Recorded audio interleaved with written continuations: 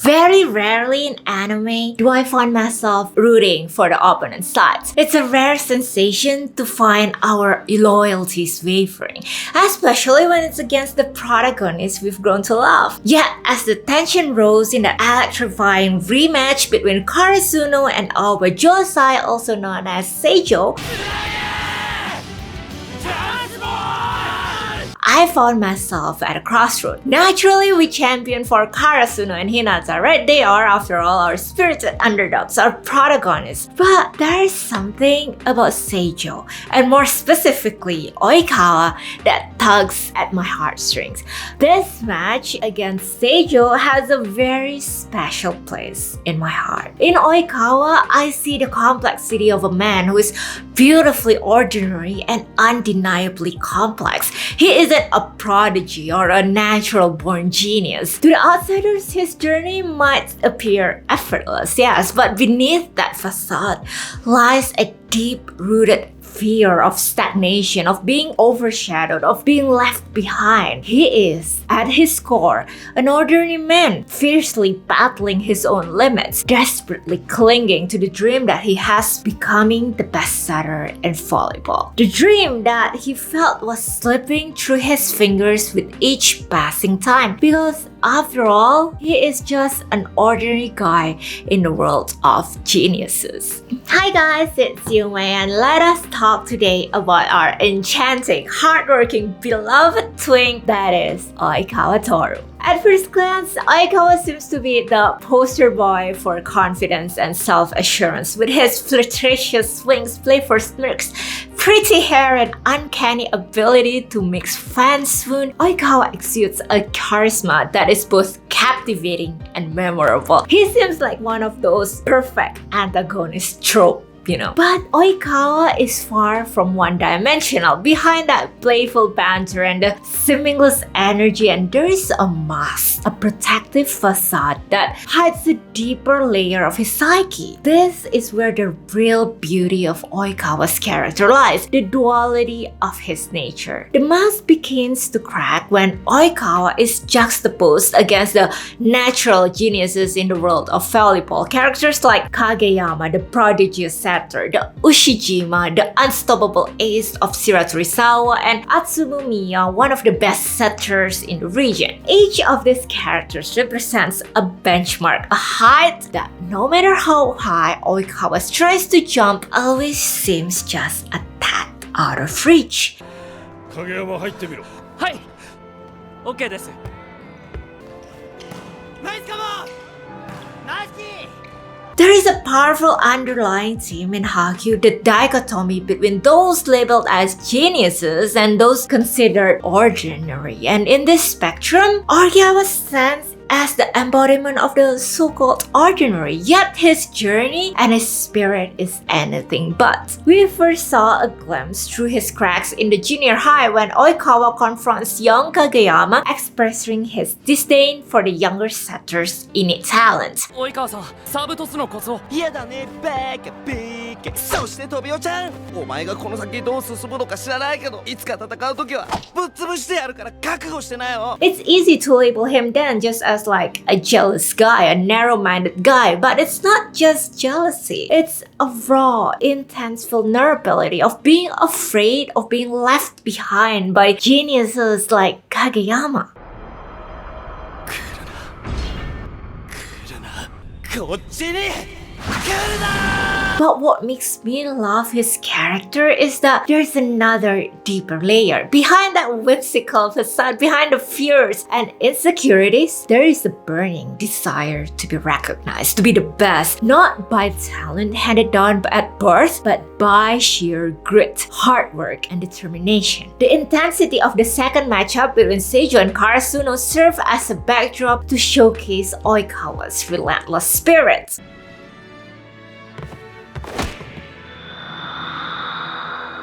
It's not just about winning for Oikawa, it's about proving to himself more than to anyone that his brand of volleyball, crafted from hard work, strategy, and sheer force of will, can stand toe to toe with those blessed with innate talent. いや、トビオちゃん、今日は天才セッターを倒すの楽しみにしてきたから頑張って。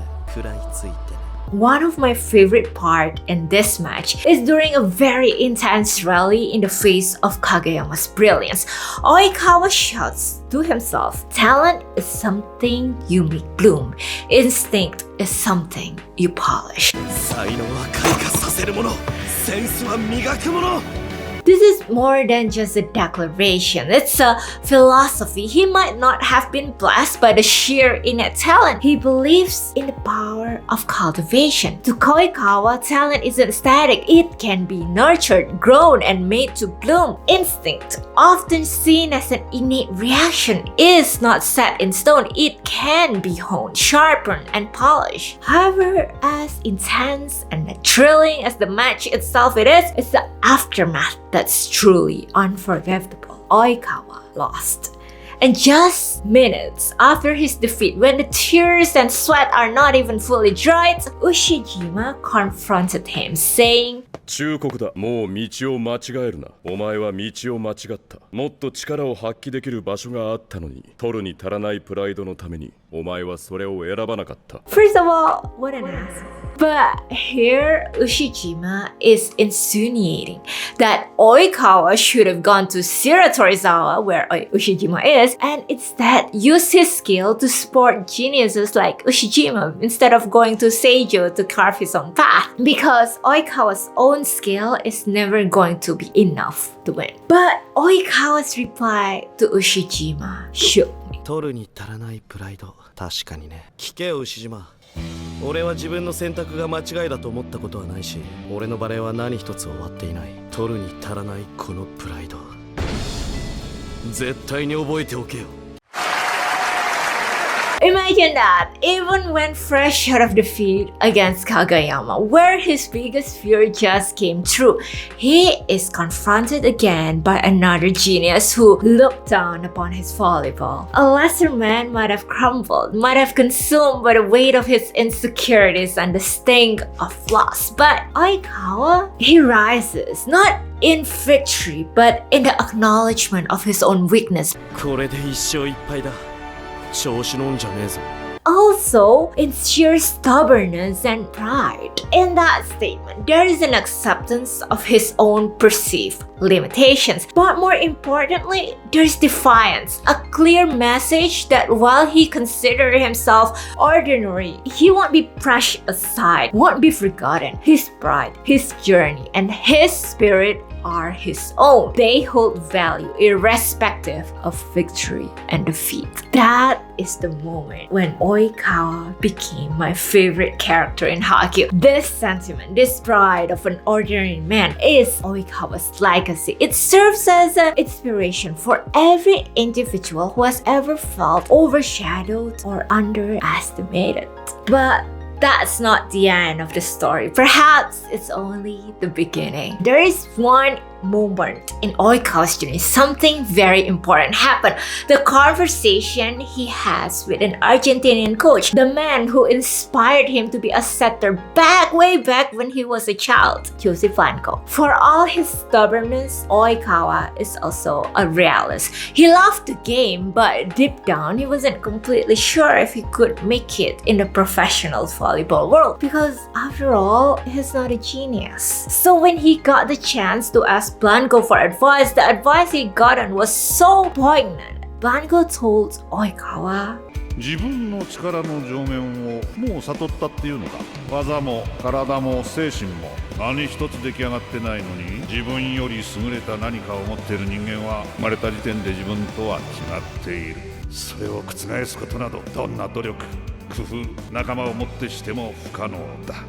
そう嘆くのは全ての正しい努力を尽くしてからで遅くない。自分は天才とは違うからと嘆き諦めることより、自分の力はこんなものではないと信じてひたすらまっすぐに道を進んでいくことは辛く苦しい道であるかもしれないけれど、10 out of 10. Thank you, coach. That is the advice that I would hope all teachers give their students. It honestly brought me to tears. This scene resonates deeply because it touches upon the eternal struggles that many of us face. Natural talent versus hard work. There are indeed individuals who, by some cosmic roll of the dice, are born with innate talent. This talent sets them apart, often from the very beginning, and no amount of hard work can change this initial disparity. Yet, his words aren't meant to discourage Oikawa, but rather to awaken him. The heart of this message is clear. Have you truly reached your limits, or are you just setting boundaries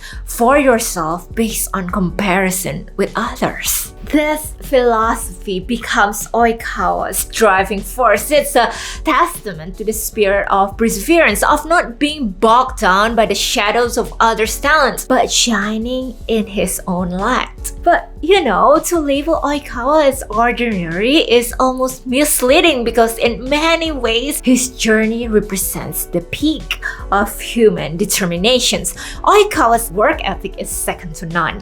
Whether it's late night training ensuring each serve is more precise than the last, or staying back after official practices to hone a particular skills, Oikawa's discipline is unyielding. What's perhaps most fascinating about Oikawa is his strategic intellect. He is a student of the game, spending hours poring over video footage of both his team and their opponents. It's this meticulous nature that allows him to anticipate play sequence, spot weaknesses in opponents, and exploit them. Volleyball for him is as much as a mental game as it is physical. He often engages in mind games, understanding opponent's psychology and using it to break them down. In my opinion, Oikawa's brilliance isn't just in his own skills, but rather how he magnifies the abilities of everyone in this team.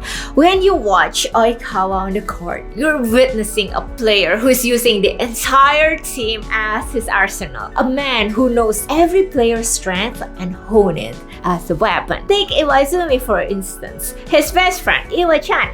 Oikawa knows Iwaizumi's strengths and weaknesses like the back of his hand, and in critical moments, he leans on Iwaizumi, trusting him to be the stat-faced ace in the chaos of intense rallies. But his leadership doesn't stop with the familiar. He seamlessly integrates younger players like Kindaichi and Kyotani, also known as the Mad Dog-chan, into the team's dynamic. For Kindaichi, Oikawa is like a guiding mentor, helping him to find a place in the team's rhythm. As for Kyotani, while many found it challenging to tame the Mad Dog, Oikawa saw an opportunity. He recognizes the raw power that Kyotani has and masterfully integrated it, turning a wild card into an ace up his sleeve.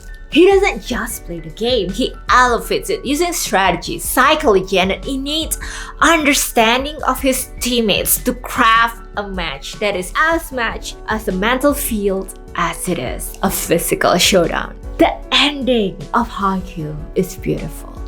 It was the Olympics, Japan versus Argentina. Here, amidst the roar of the global stage, Oikawa emerged again, not in the familiar green of Alba Josai, but in the colors of Argentina as their national center. It's a testament to his spirit, a narrative of a man who refused to be confined within the borders of his own country or his own nationality or the limits of his beginnings. Facing the pantheon of Japan's volleyball titans, Ushijima, the immovable force, Atsumu, the cunning playmaker, Kageyama, the prodigious king of the court, Hoshiumi, the small giant, and Hinata, the one so-called ultimate decoy and later ninja Shoyo, Oikawa stands undeterred.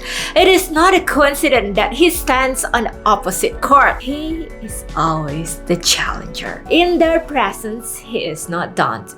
Instead, he's invigorated, his eyes alight with the same fiery determination that has always been his trademark. I'm going to win, he declares, a statement echoing with the weight of all the years of toil, practice an unyielding drive. In this moment, Oikawa Toru isn't just an opponent or a former rival. He is the embodiment of the Haikyuu spirit, the very soul of an athlete who has never stopped striving for greatness, regardless of the strengths of the adversaries before him. He reminds us that champion is not born from the innate genius, but from the courage to pursue victory no matter the odds. I love Oikawa. He is the ultimate villain, the ultimate challenger, and just one of the best boy in Haikyuu, you know? That's it for today, guys. Thank you so much for watching. Please leave a like and comment on what you think of Oikawa.